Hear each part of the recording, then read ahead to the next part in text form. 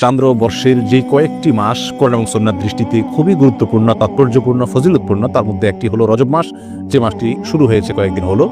আবার একই সঙ্গে আমাদের মুসলমানদের সমাজে ইসলামের নামে বানোয়াট, ভিত্তিহীন এবং ভুয়া যেসব আমল প্রচলিত আছে এবং কুসংস্কার, বিদআত প্রচলিত আছে যে মাসগুলোতে সবচেয়ে বেশি, তার ভেতরে একটিও হলো এই রজব মাস। যার কারণে একজন মুসলমানকে এই রজব মাসের তাৎপর্য, গুরুত্ব এবং করণীয়, পাশাপাশি এই মাস উপলক্ষে কুসংস্কার এবং বর্জনীয় বিষয়গুলো জানা অত্যন্ত গুরুত্বপূর্ণ। রজব মাসের ফজিলত এবং তাৎপর্যের একটি মাত্র পিট পয়েন্ট এবং বিষয় আছে, তা হলো এই মাসটি সম্মানিত 4 মাসের একটি। আল্লাহ সুবহানাহু ওয়া তাআলা বছরের 12টি মাসের ভিতরে 4টি মাসকে সম্মানিত মাস হিসেবে ঘোষণা দিয়েছেন এবং সেই 4টি মাসের ভিতরে একটি হলো এই রজব মাস, আর বাকি 3টি হলো জিলকদ, জিলহজ এবং মুহাররম, 11, 12 এবং 1 নম্বর মাস। আর এই চতুর্থ সম্মানিত মাস হলো রজব মাস। বিধায় সম্মানিত মাস উপলক্ষে এই মাসের মর্যাদা রয়েছে। সম্মানিত মাস উপলক্ষে যুদ্ধ বিগ্রহ করা যায় না, এই মাসেও তাই করা যাবে না। সম্মানিত মাস উপলক্ষে আল্লাহ বলেছেন ফালা তাযলিমু ফীহিন্না আনফুসাকুম, নিজের প্রতি অবিচার করা যাবে না। বিধায় গুনাহ খাতা ইত্যাদি করা যাবে না, পাপাচার ইত্যাদি অন্য মাসের চাইতে এই মাসে না করার ব্যাপারে বেশি সচেতন এবং সাবধান থাকতে হবে। এটি একটি গুরুত্বপূর্ণ দিক এই মাসের।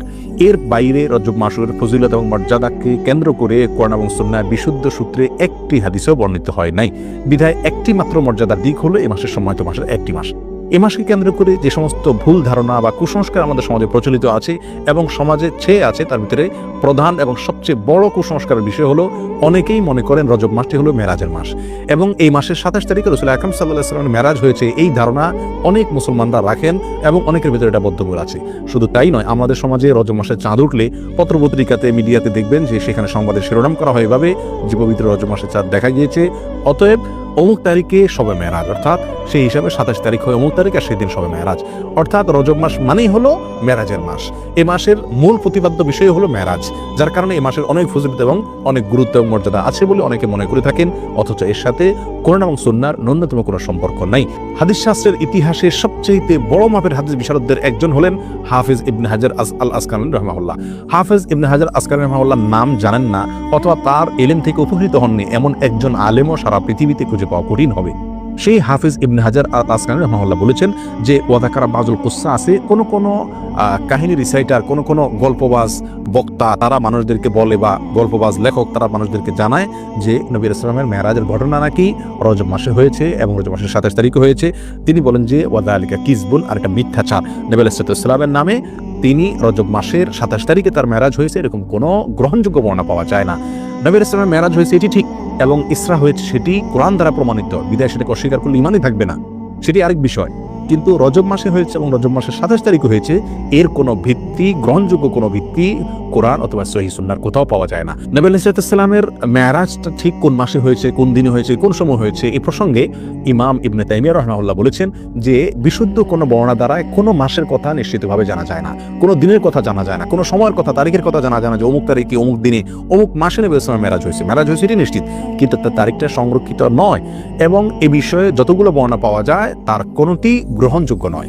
বিধায় এই মাসকে মেরাজের মাস এবং এই মাসের 27 তারিখে শবে মেরাজ এর রাত মনে করে সে রাতে বিশেষ কোনো আমল করা, এই রাতকে বিশেষ কোনো পদ্ধতিতে উদযাপন করা, এটি হলো রজব মাসের সবচেয়ে বড় বিদআত, যার সঙ্গে ইসলামী শরিয়ার কোনো সম্পর্ক নাই। সম্মানিত ভাই বন্ধুগণ, আমরা সেই আমলটাই করব সওয়াবের উদ্দেশ্যে যে আমলটি কোরআনে অথবা নবী আলাইহিস সালামের হাদিসে বর্ণিত হয়েছে।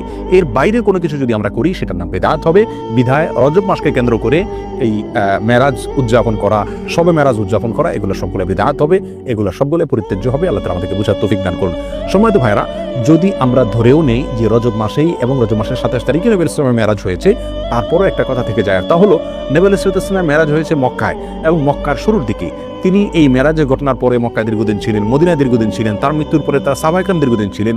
এই দীর্ঘ ইতিহাসের কখনো সাহাবা ইকরামের কেউ অথবা নবী আলাইহিস সালাম নিজে কখনো এই মেরাজ উপলক্ষে কোনো প্রকার আমল, রাত্রি যাপন, দিনের রোজা বা কোনোভাবে এটাকে উদযাপন করা, আলোচনা, পর্যালোচনা করা বা এই ধরনের কোনো কর্মসূচি তিনি দিয়েছেন বা পালন করেছেন, এরকম কোনো কথা কোনো হাদিস থেকে পাওয়া যায় না বিশুদ্ধভাবে। অতএব এই আমলটি আমরা যারা করে থাকি রজব মাসকে কেন্দ্র করে শবে মেরাজের উদযাপনের আমল, এটি সম্পূর্ণভাবে বিদআত এবং পরিত্যাজ্য। আল্লাহ সুবহানাহু ওয়া তাআলা আমাদেরকে বুঝার তৌফিক দান করুন। এর সাথে ইসলামের শরিয়ার কোনো প্রকার সম্পর্ক নাই।